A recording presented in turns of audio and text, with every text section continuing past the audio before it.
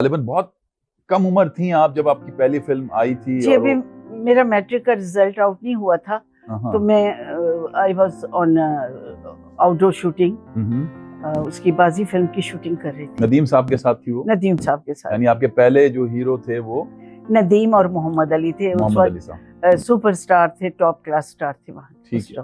और पहली फिल्म के अंदर आप हिट होके माशाल्लाह। जी, बिफोर पिक्चर रिलीज मैं I was super hit, very popular in public, specially in students उस दौर के जो थे।